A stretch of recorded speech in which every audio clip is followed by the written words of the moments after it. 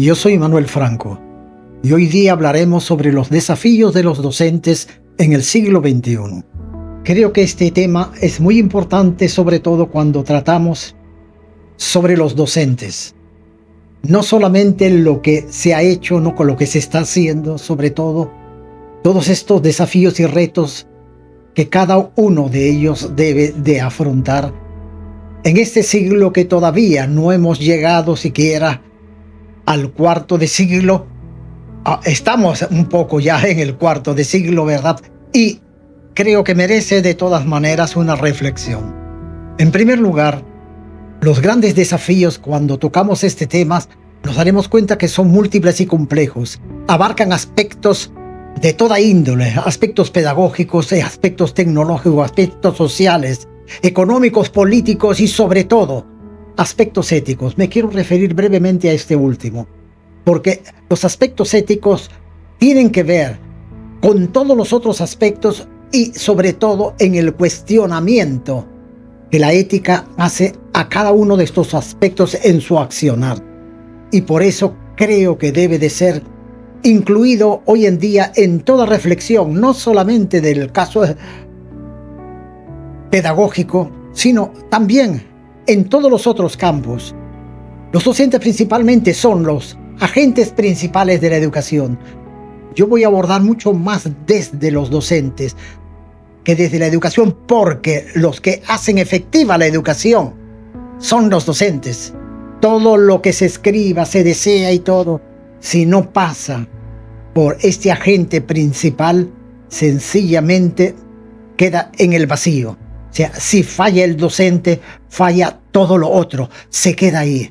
Yo quiero recordar brevemente nada más, en el tiempo de Velasco, el Perú tuvo una de las reformas más interesantes, tan interesante que fue considerada la mejor reforma de todos los países del tercer mundo.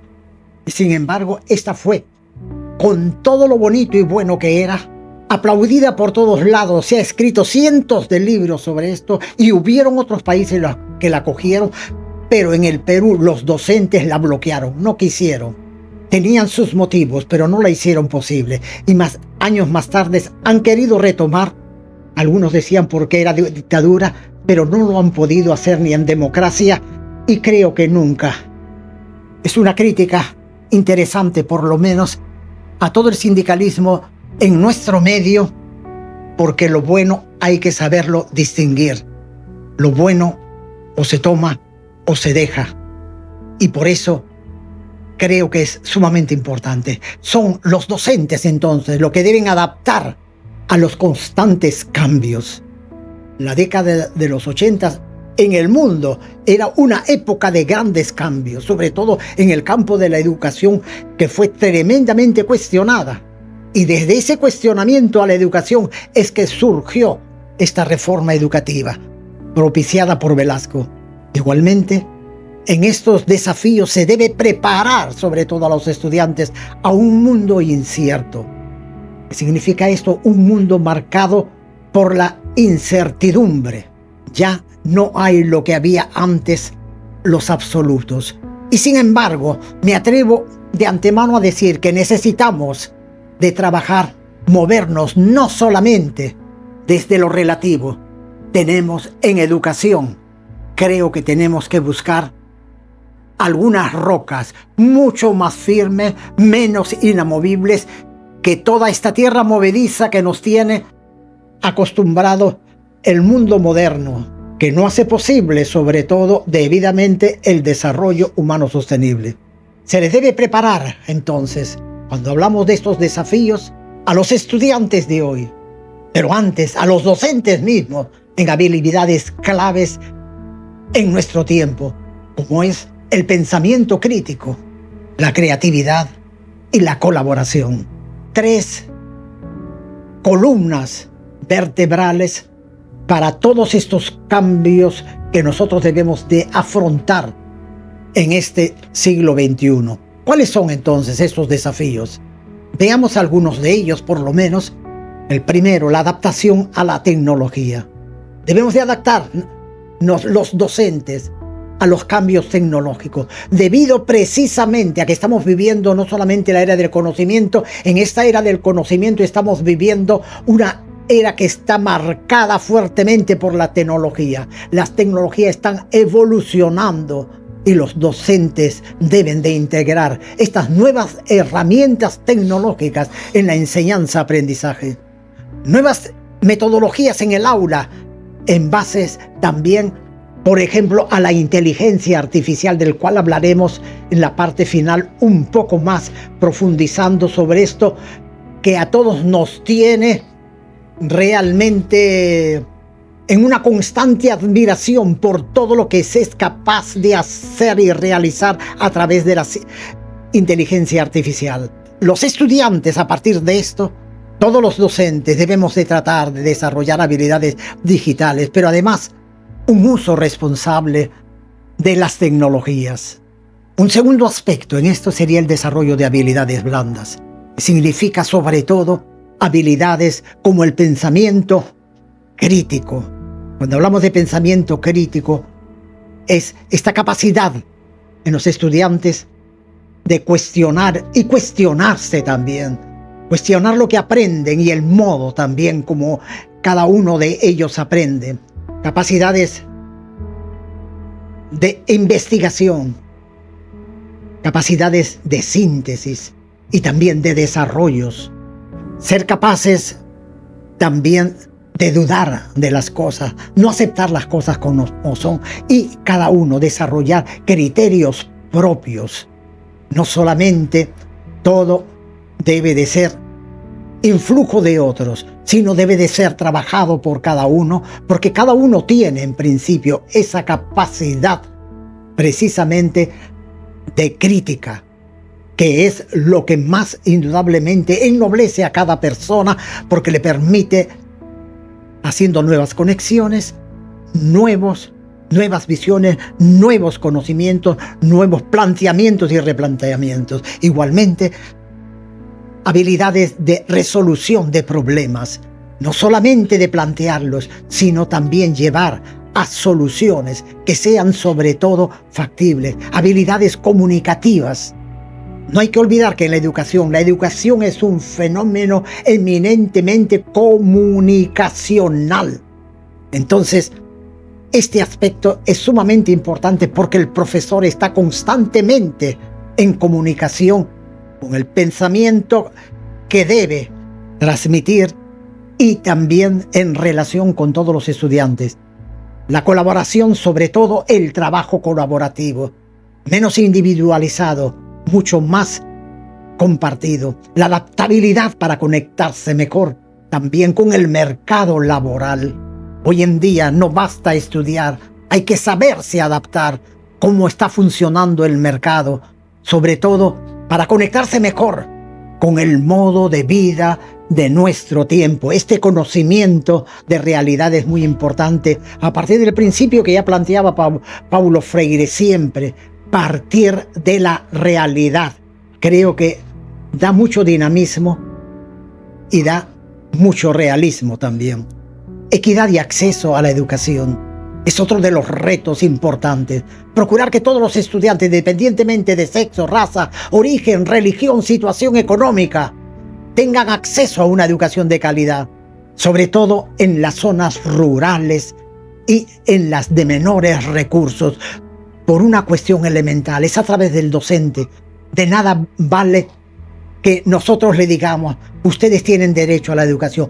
Los docentes tenemos que hacer posible desde el rol que estamos desempeñando, hacer que todos y cada uno de ellos puedan ejercer este derecho, no solamente a una educación, eso sería lo básico, sino debe de ser una educación de calidad. Un reto importantísimo es la personalización de los aprendizajes, del cual hablaremos nuevamente cuando hablamos sobre la inteligencia artificial. Adaptarse a satisfacer las necesidades individuales de cada estudiante, admitir la diversidad de estilos de aprendizaje para maximizar su potencial.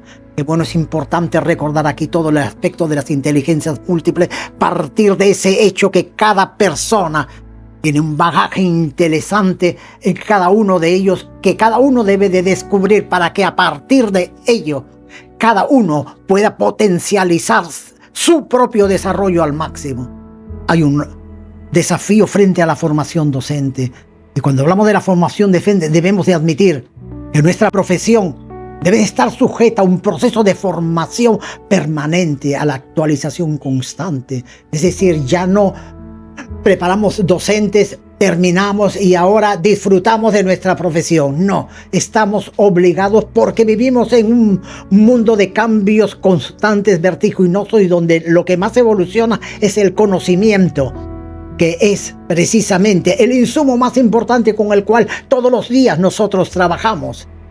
Entonces, es importante que el docente además sepa integrar las tecnologías, tanto para los docentes mismos como para los estudiantes. Es decir, en ese compartir con los otros colegas lo que nosotros somos, cada uno somos capaces de ir desarrollando en nosotros, lo mismo que compartimos también con los estudiantes. Adaptarse a las nuevas tecnologías pedagógicas, ser no solamente receptivos, que es importante serlo, pero más importante es ser creativo, porque ser creativo te hace altamente productivo.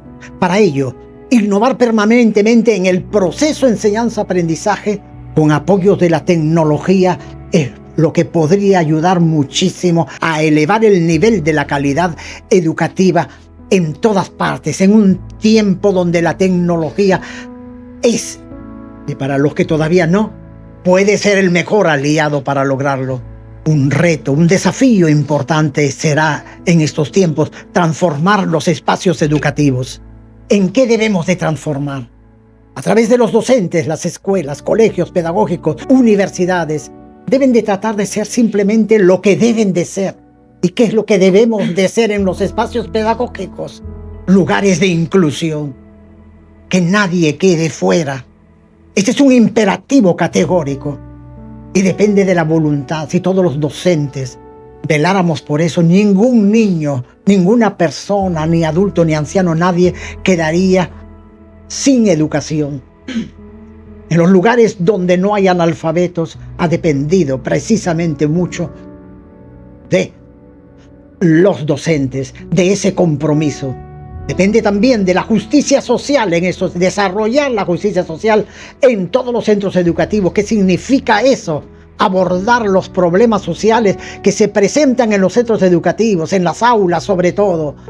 Hay tantos problemas que no se originan necesariamente en los centros educativos. Nosotros más bien heredamos, los vivimos, los experimentamos. Sea, por ejemplo, el problema del bullying, la droga, el alcohol, el cigarro, el acoso sexual, la ludopatía de muchos niños y jóvenes. Hay muchos problemas que se manifiestan en los colegios, en las aulas, en las universidades, y todos ellos deben de ser tratados para que cada uno encuentre cauces. Yo sugeriría en este campo realmente desarrollar en todas partes, como ya lo hizo el pedagógico Paulo Freire tiempo atrás, y que lamentablemente este proyecto quedó truncado por ese intento que hubo un momento en tiempo de Alan García de suprimir en realidad a todos los pedagógicos, con el objeto indudablemente de desarrollar las posibilidades de las universidades. Y se hizo en nombre de la calidad educativa, y ahí se desarrolló una especialidad que se introdujo en la formación docente, que eran los educadores sociales. Y los educadores sociales tienen otro perfil que le permite precisamente a los docentes. No se trata, lo que yo le estoy diciendo, ahora por la noche a la mañana nada más los profesores van a resolver los problemas sociales que se dan en la sociedad, en las aulas. Hay que prepararse para eso, y es la única manera, es precisamente una forma que encontramos nosotros, es a través del educador social.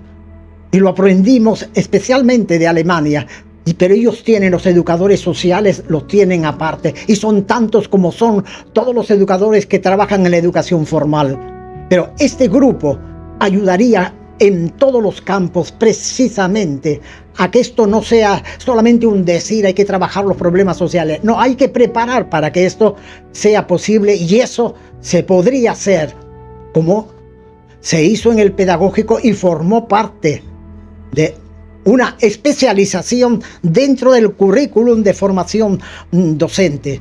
Y esto ha hecho que muchos de los jóvenes actualmente que ya vienen trabajando sepan abordar esos problemas. Pero además de esto, uno de los otros retos que tenemos que abordar y desafíos es abordar los problemas cognitivos. Pero no solamente los cognitivos, los que se refiere al aprendizaje, al rendimiento de los alumnos, que es sumamente importante también, como lo que podría ser, sobre todo, los otros problemas que tienen que ver más bien con la separación, por ejemplo, de los padres, que sufren muchos niños y jóvenes. Cuando ocurre eso, como baja también todo el rendimiento de ellos. El problema del hambre que hay en niños y jóvenes, la desnutrición. Otros problemas de salud, como puede ser también, por ejemplo, la tuberculosis, que está en muchos lugares, sobre todo altamente elevado en el Perú, y que se sigue extendiendo, y se sigue porque no se está tratando adecuadamente. En muchos lugares lo están haciendo, y qué bueno que así sea. Los problemas también, los problemas emocionales de salud, que tiene que ver con la salud mental, es uno de los desafíos más grandes. Están descuidados en muchísimos de ellos. Esto, bueno, después de la pandemia, es un fenómeno que se ve, que se ha recrudecido fuertemente en muchos niños, jóvenes, y también en muchos docentes que no quedan libres de estos males, como podría ser, por ejemplo, la angustia, ¿no? La depresión, los fenómenos que se van dando, que son de otro tipo, de tipo emocional, por ejemplo, los enamoramientos, ¿no? Problema del acoso de los estudiantes, los problemas de identificación sexual, todos estos repercuten en los procesos de enseñanza-aprendizaje, y por eso es que deben de ser tocados de alguna manera. Pero además de eso, debemos de abordar la conexión con el mundo laboral. ¿Y qué significa eso? Que tenemos que preparar a las nuevas generaciones, conectarlos con el mundo digital. No podemos ser analfabetos en este campo, ni nosotros como docentes, ni menos todavía los estudiantes, aunque ellos muchas veces nos llevan hasta ventajas, porque ellos pertenecen a una era digital, se han nutrido de eso, en muchos campos están avanzados. Sin embargo, hay que complementar en todo esto los aspectos que faltarían ser desarrollados. Hay que ver también, cuando hablamos del mundo digital, se tiene que preparar a la nueva generación con las opciones del trabajo remoto, que son muchísimas. Hay muchísimos jóvenes que ya aún estudiando, ya están trabajando aquí y allá, y muchos lo hacen a través del trabajo remoto por las posibilidades que tienen. Conocemos a muchos jóvenes que ya están trabajando desde el Perú, están trabajando con Estados Unidos o Canadá o con México u otros países de Europa, aún de la China algunos. O sea, hay posibilidades, pero se debe de manejar estas herramientas pertenecientes al mundo digital, conocer el mercado y el aprovechamiento de las oportunidades. Pero no solamente las oportunidades, también es importante que siempre reflexionemos y preparemos para asumir los riesgos que ellos tienen. Otro de los retos, desafíos que debe de abordar el maestro es la sostenibilidad y responsabilidad social. Los docentes deben de promover la conciencia sobre todo del cambio climático. Este es un problema central. Es tan central que si no lo abordamos, prácticamente todos los otros problemas caen por su propio peso. Y por eso es que debe de ser reflexionado por todos para que le podamos dar la importancia de vida. Vemos que en el mundo estamos avanzando, pero muy lentamente. Pareciera que otra vez como vamos a aprender los efectos del diluvio, pero después del diluvio. Cuando podríamos tranquilamente haber aprendido también ese hecho, puede ser retomado en nuestro tiempo de una manera más positiva. La sostenibilidad también del desarrollo humano, porque estamos viviendo en este momento. Hay algo que nos ha puesto en cuestión, comenzando por la vida. Nadie se siente seguro de la vida hoy en día. Tenemos que aprender a afrontar esto de la guerra interna que estamos experimentando. Y hay que llamar las cosas por su nombre, porque concretamente, por no llamar las cosas con su nombre, ¿verdad? Es algo curioso, ¿no? Los delincuentes nos atacan con toda su arma y nosotros estamos siempre desarmados. Solamente somos víctimas. Esto no puede ser. En una guerra todo el mundo se defiende y hay que enseñar a defenderse. hasta los niños, a todo el mundo, porque su vida peligra y es la única manera, solamente aprendiendo a defenderse, a protegerse. Todo esto debe de formar parte de esta nueva educación, este nuevo desafío frente a la inseguridad que está de más hablar. Todos la conocemos, todos lo estamos viviendo frente al crimen organizado. ¿Quién no conoce a alguien? Todo está cercano, todo está a la vuelta de la esquina.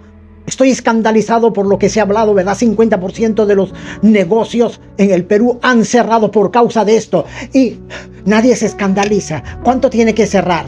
Y perdemos el tiempo porque alguien prácticamente, se duplicó su sueldo en estos días. Sí, claro que sí.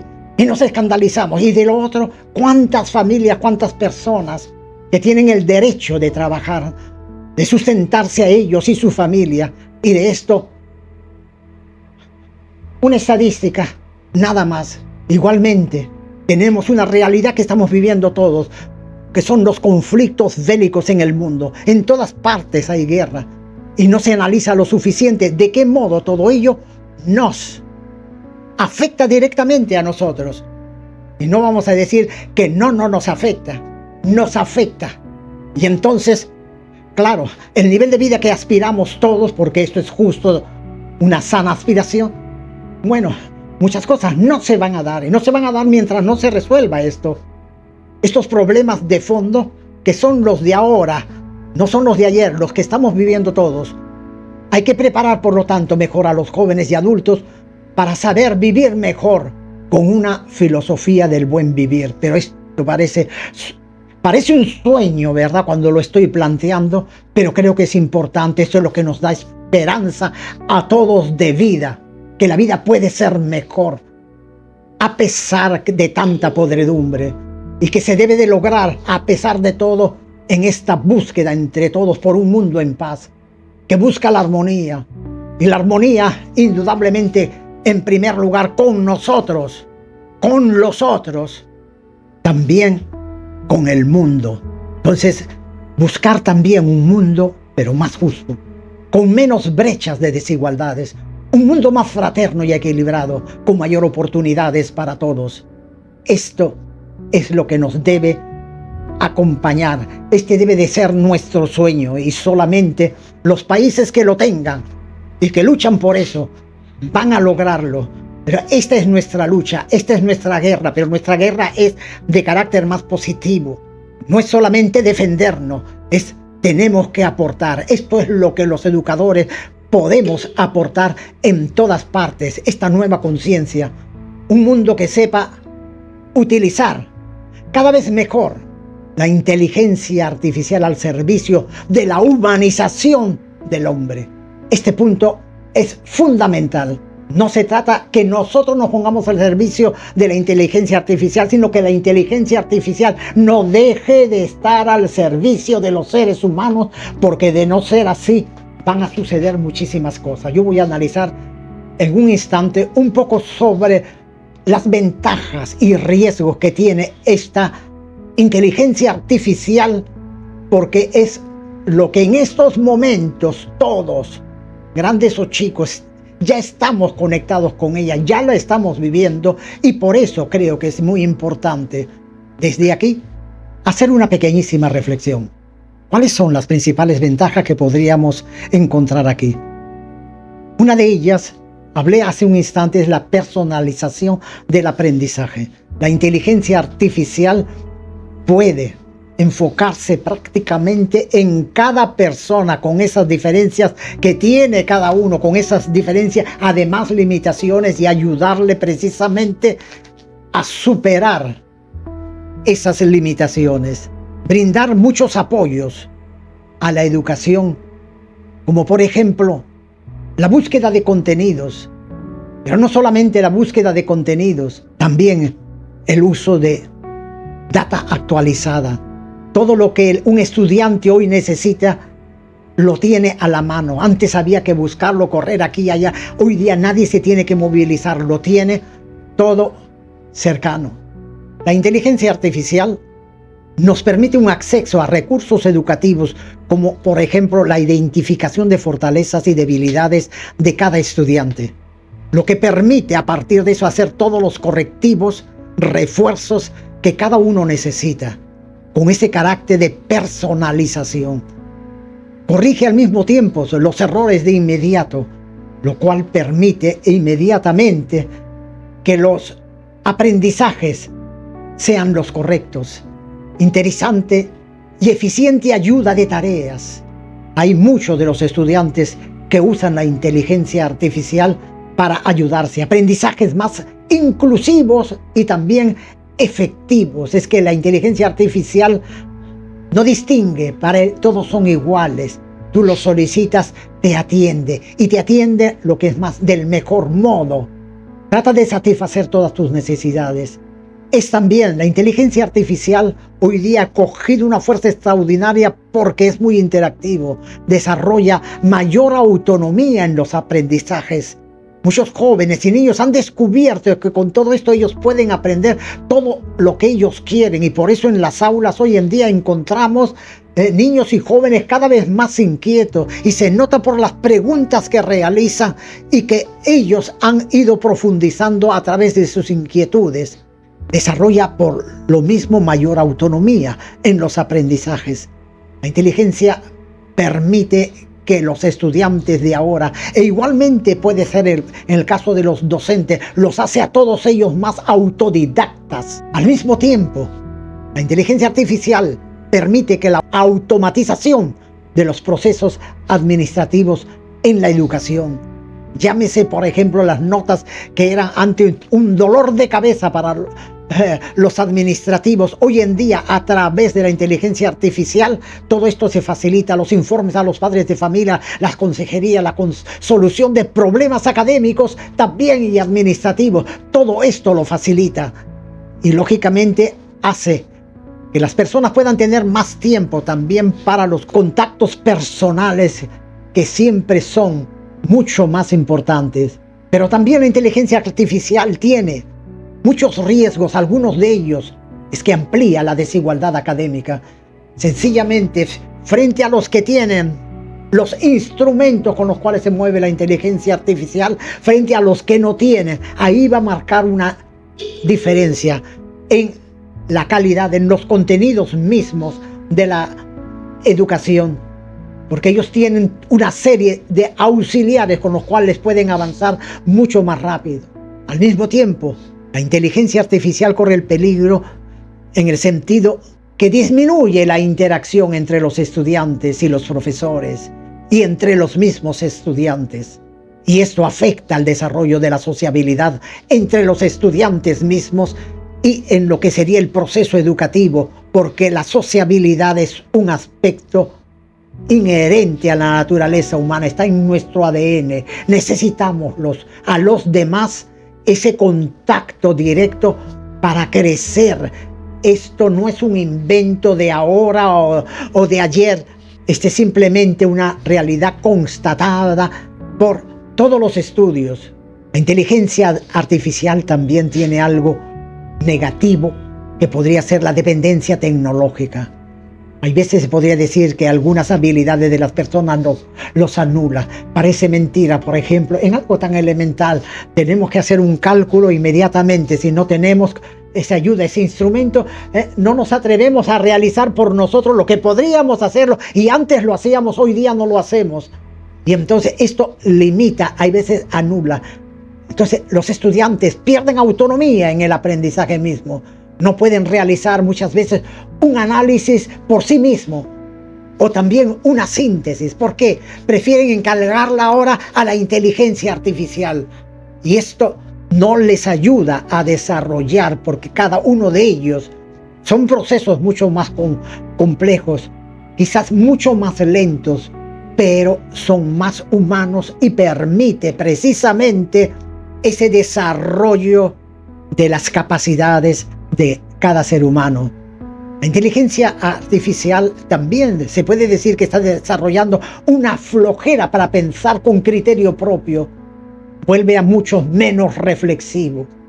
Los hace a veces acríticos. Esta parte se puede corregir, y por eso todo esto pasa por esta intermediación de los docentes.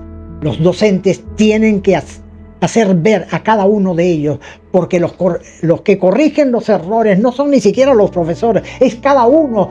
Solamente cuando tomamos conciencia de todo aquello que nos afecta y decimos, esto no lo voy a hacer, sino lo tengo que hacer de esta manera para no afectarme a mí mismo, entonces que nosotros avanzamos. Pero esto se debe de dar, y si no se da, muchos caerán en una trampa, ¿verdad? Que porque se usa la inteligencia artificial no se es ni más inteligente ni menos. Creo que es importante, hay que hacer el uso adecuado de la inteligencia y ayudarse, sí, pero sin negarnos nuestro propio desarrollo. Dos desafíos importantes, en cuanto que son dos factores claves en la educación, y es lo que debe de abordar todo docente, es la adaptación, el primero, y la innovación.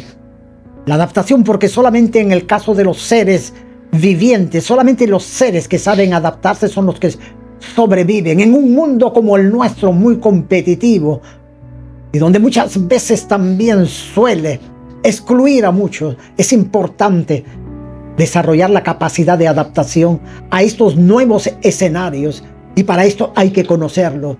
Y el otro es la innovación. Los innovadores son los más buscados, los más necesarios, son los que ayudan también a resolver del mejor modo los problemas que nos estamos planteando los seres humanos. Los docentes deben de hacer que la educación siga siendo sobre todo relevante y necesaria. Si hacemos lo que debemos de hacer, estamos haciendo que sea eso, relevante y necesaria. Que no llegue ese día en que tal vez los humanoides, los robots, lleguen a educar mejor a los seres humanos, a las próximas generaciones, mejor que los mismos docentes. Ese será uno de los más grandes desafíos y retos que debemos de asumir.